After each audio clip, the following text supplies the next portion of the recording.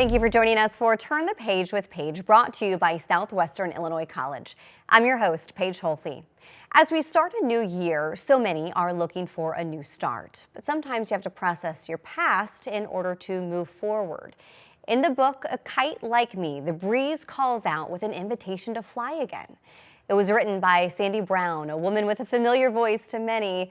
Brown is the founder and president of 99.1 Joy FM and Boost Radio. And Sandi joins us today in studio.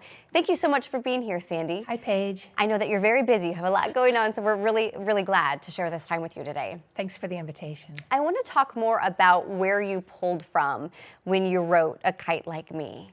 Well, I was 16, so I was in high school, and while still young, you know how it is at that age and even younger, you start to question, am I good enough? Am I pretty enough?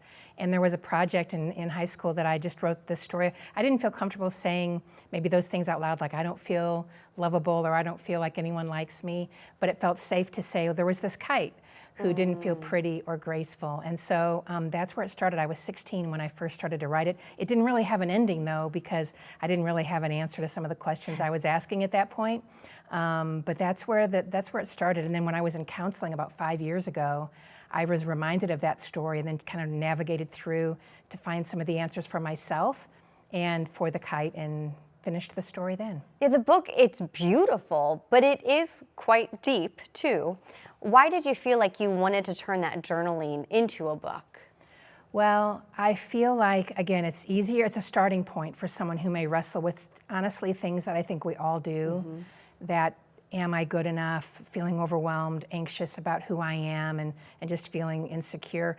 But to have it be a beautifully illustrated book seems a safe way to say, well, I may not feel this way, but this kite does, and maybe you see yourself in the story, both in the struggle and in the newfound freedom. Yeah, that does make it very approachable. I want to talk more about what happens in the story itself. What happens to that kite?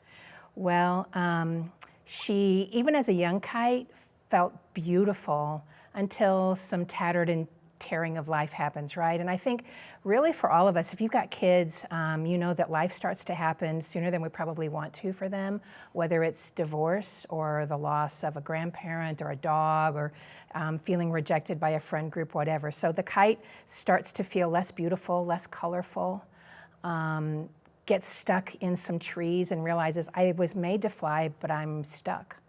And so the journey begins to, how do you get untangled?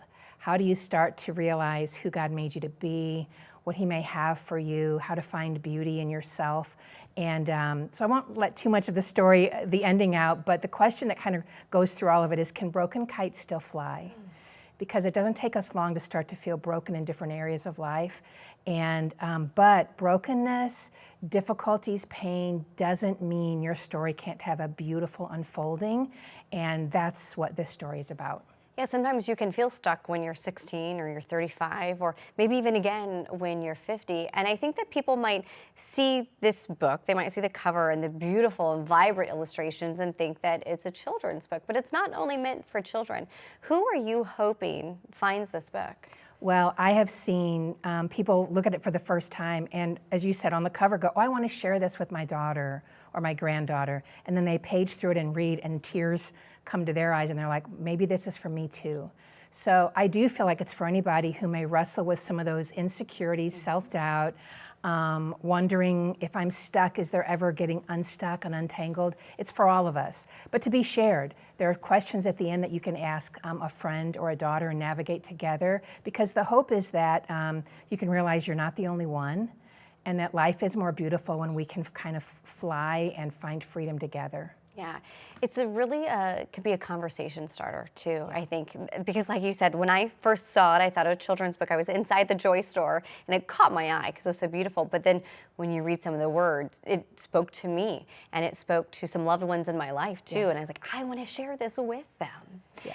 You also have such a great line of devotionals. Can you tell us a bit about them? Sure. Well, on the radio, we share something, and basically it's an encouragement in 60 seconds. It's called A Minute in the Word. And so a collection of those, we have several of them, A Little More Peace or Choose Joy. One's called Findable Joy.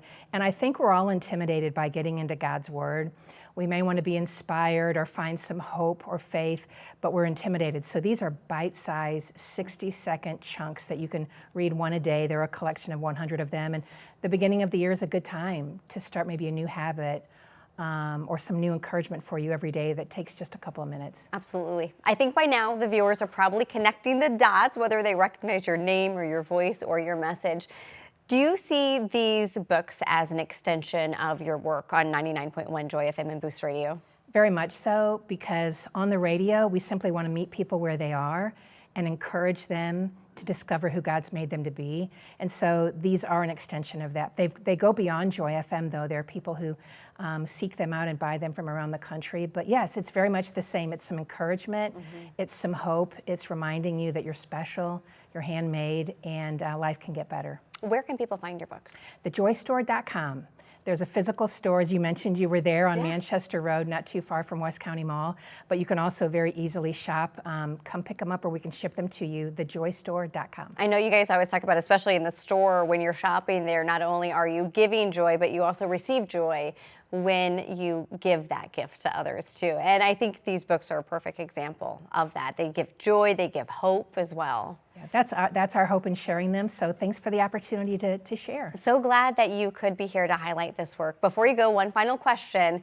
Do you have a children's book from another author that you would recommend, whether it was one from your own childhood or one that you've seen in recent years? So it's a faithful and true, and it's called Love You Forever. Of course. Come on. And so my kids were gifted from their grandparents, and now my kids are having kids, and they love sharing it with their kids. So I just had to go with that one because it's so meaningful after generations in our family. And it means even more to me the older that I get, so I love it. Yeah, that one has stood the test of time, but I think that yours will as well. A Kite Like Me, I think that will be talked about for generations too, Sandi. Thanks, Paige. Sandi Brown, thank you so much for being here today. Thanks for all the work that you're doing in the community. Thank you. I want to thank you at home as well for joining us for Turn the Page with Paige. We hope to see you again soon.